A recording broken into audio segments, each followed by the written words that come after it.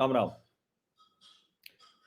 अरविंद केजरीवाल एकदम जिसको कहें कि सबसे आगे चल रहे हैं। और अरविंद केजरीवाल भले बीच में लगा कि आत्मविश्वास उनका डिग गया है, लेकिन लोगों को नहीं लगना चाहिए कि अरविंद केजरीवाल का आत्मविश्वास डिगा हुआ है। इसलिए अरविंद केजरीवाल ने 70 की 70 विधानसभा सीटों पर अपने प्रत्याशी घोषित कर दिए। बीच में आया कि केजरीवाल और कांग्रेस साथ में आ सकते हैं, हाथ में झाड़ू आ सकती है। सूत्रों के हवाले से समाचार आया और सूत्र जिसके हवाले से सब बोलते हैं वो नेता होते हैं। तो अरविंद केजरीवाल ने तुरंत उसका खंडन कर दिया। यानी अरविंद केजरीवाल कहीं से भी ये नहीं साबित करना चाह रहे थे, या कहें कि साबित नहीं होने देना चाहते कि जरा सा भी उनकी स्थिति कमजोर हुई।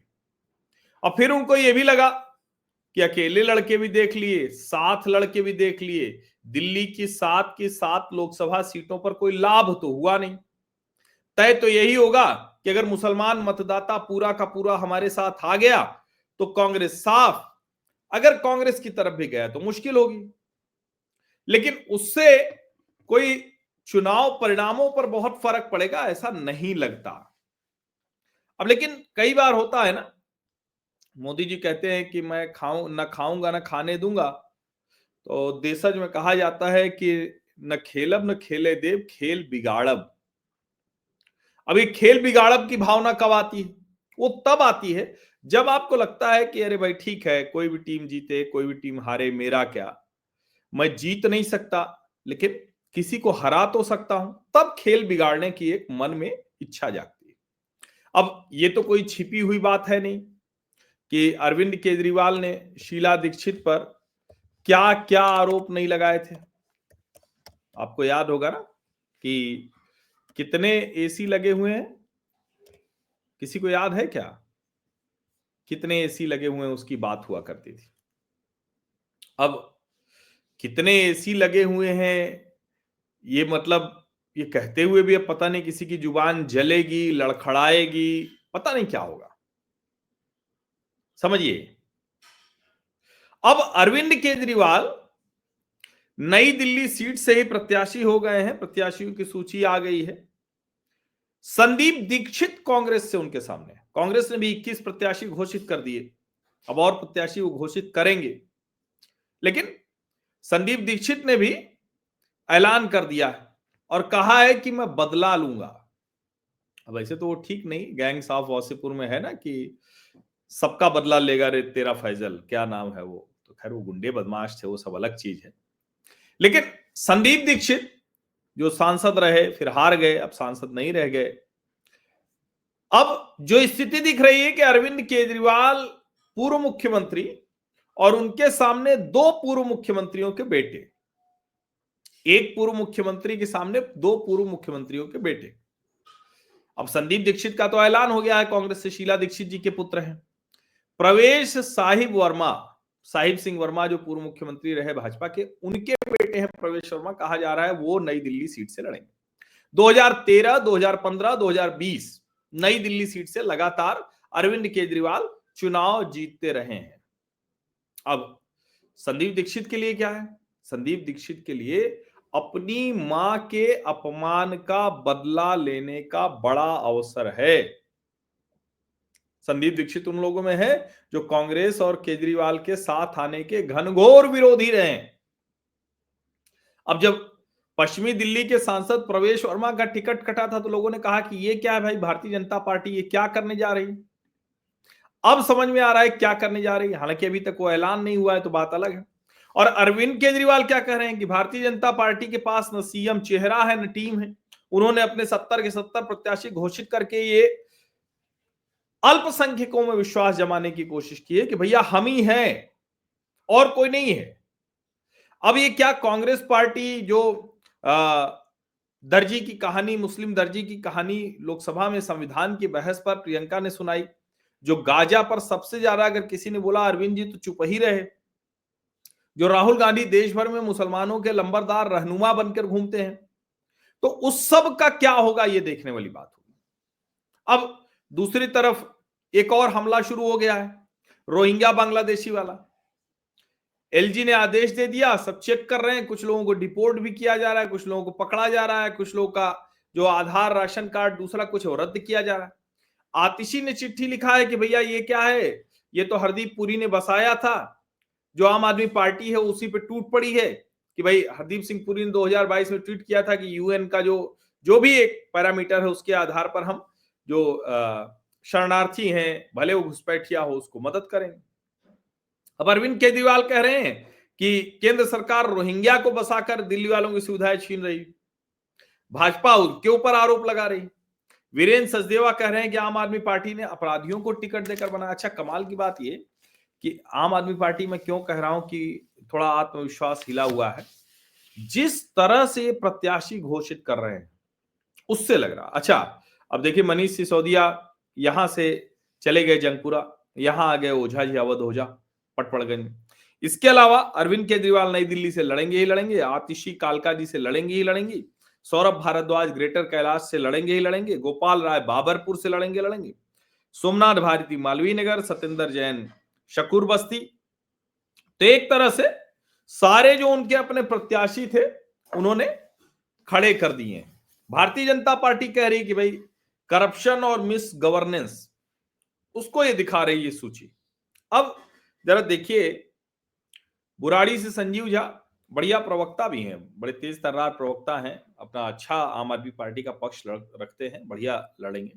बादली से अजेश यादव, रिठाला से मोहिंदर गोयल, बवाना से जय भगवान, सुल्तानपुर माजरा से मुकेश कुमार अहलावत, नागलोई जाट से रघुविंदर शौकीन, शालीमार बाग से वंदना कुमारी, शकूर बस्ती से सत्येन जैन, बल्ली मारान से इमरान हुसैन, सदर बाजार से सोमदत्त, त्रिनगर से प्रीति तोमर, वजीरपुर से राजेश गुप्ता, ये भी अच्छे विधायक हैं, बढ़िया बचाव करते हैं।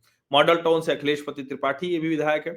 मटिया महल से शोएब इकबाल, कोंडली से कुलदीप कुमार, कुलदीप कुमार वही जो लड़े थे पूर्वी दिल्ली से हार गए, बाबरपुर से गोपाल राय, गोकलपुर से सुरेंद्र कुमार, करोल बाग से विशेष रवि, मोतीनगर से शिवचरण गोयल, राजौरी गार्डन से धनवती चंदेला, हरिनगर से राजकुमार ढिल्लो, तिलक नगर से जरनैल सिंह, विकासपुरी से महेंद्र यादव, और ये जो उत्तम नगर से पोष बलियान है, ये पूजा नरेश बलियान है, तो उन्होंने पोष बलियान कर लिया, जैसे पति पत्नी दोनों सरनेम लगाते हैं, इन्होंने नाम ही दोनों जोड़ दिया।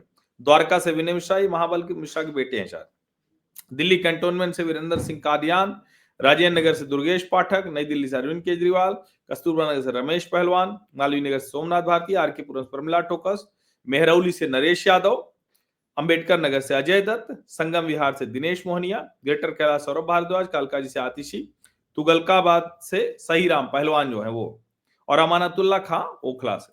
अब एक तरह से देखें तो सब इनके ट्रस्टेड लोग हैं, सब ठीक ठाक लड़ाई लड़ते हुए आए हैं जो है, और इन सबको उम्मीद है कि ये आगे जीत कर जाएंगे। अब क्यों भाजपा कह रही कि करप्शन और मिस गवर्नेंस, एक तो देखिए कि नरेश बालियान जेल में है तो उनकी पत्नी को देना पड़ गया। अब आप इसे सहानुभूति कहें या जो कुछ भी कहें, लेकिन इससे यह भी साबित हो रहा है कि मुश्किल में है, एक संकट है उनको। क्योंकि अगर ऐसा नहीं होता तो अरविंद केजरीवाल जैसा आदमी आरोप इतने गंभीर लगने पर वो न देता टिकट। लेकिन अब नरेश बालियान को टिकट कैसे नहीं देंगे? पहले वाले अरविंद केजरीवाल तो रह नहीं गए हैं। पहले वाले अरविंद केजरीवाल रहे होते तो हटा देते, कि नए वाले अरविंद केजरीवाल हैं। नए वाले अरविंद केजरीवाल के ऊपर खुद ही गंभीर आरोप है। अब आज सुबह एक मित्र से बात हुई तो उन्होंने कहा कि आपको नहीं लगता सब एक साथ इकट्ठे बाहर आ गए हैं, कोई तो अंदर रहता। लेकिन सब संजय सिंह, अरविंद केजरीवाल, मनीष सिसोदिया, सत्येंद्र जैन, तो ऐसा तो नहीं भारतीय जनता पार्टी चाहती है कि उनका अपना मामला ठीक रहे।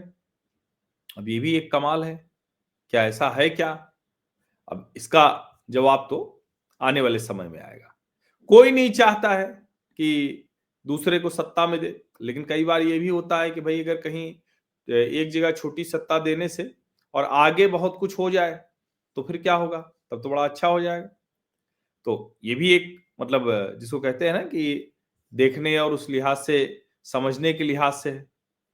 अब सवाल तो यहां यही है कि क्या इस सब के बीच में जो संदीप दीक्षित की रणनीति होगी जो कांग्रेस की रणनीति होगी, वो ये रणनीति अफोर्ड कर सकते हैं कि अरविंद केजरीवाल ही बने रहें और उनका अपना सब कुछ गायब रहे, या दूसरा वाला एक है, ये दूसरा वाला क्या संदीप दीक्षित और कांग्रेस पार्टी अब ये सोच रहे हैं भैया कुछ भी हो जाए, भाजपा के सामने तो बस हम रहने चाहिए। अब मैं भी पढ़ रहा हूं अखबारों में, संदीप दीक्षित कह रहे हैं कि करीब 40-50 सीटों पे तो हमारा और भाजपा का सीधे मुकाबला है, हम भाजपा से लड़ रहे हैं। अब ये बयान आपको भले लगे, लेकिन जिस तरह से कांग्रेस पार्टी बेहतर हुई है, 99 सीटें लेकर आई, भले हरियाणा हार गई लेकिन अच्छा प्रदर्शन किया, और महाराष्ट्र में तो जब सब साफ हो गए तो उसमें कांग्रेस भी बेचारी क्या करती। तो कहीं ऐसा ना हो कि एक बड़ा वर्ग जो कांग्रेस से छिटक गया था वो वापस आ जाए। और देखिए, भारतीय जनता पार्टी का मत प्रतिशत, उसके मतदाता वो लगभग 10 के 10 है, वो नहीं घटे।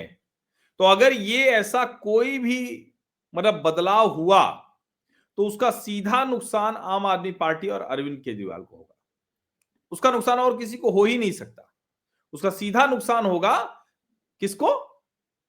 अरविंद केजरीवाल को, आम आदमी पार्टी को। क्या नुकसान हो सकता है? वो नुकसान ये हो सकता है कि उनको कई सीटों पर कांग्रेस पार्टी की वजह से हार का सामना करना पड़े।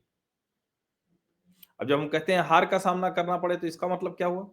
इसका बड़ा सीधा सा मतलब हुआ कि जो वोट कांग्रेस की तरफ से इधर एकदम से आए थे, वो वोट अगर लौट जाएंगे तो फिर वहां भारतीय जनता पार्टी को लाभ हो सकता है।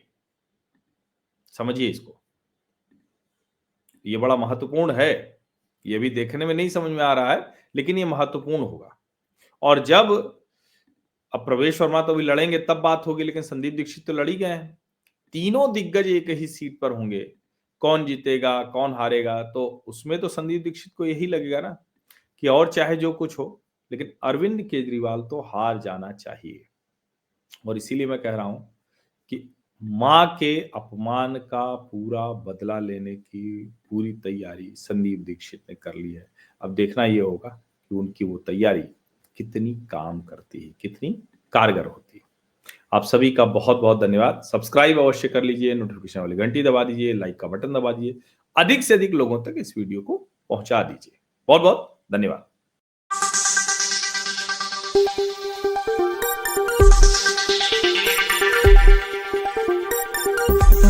Thank you.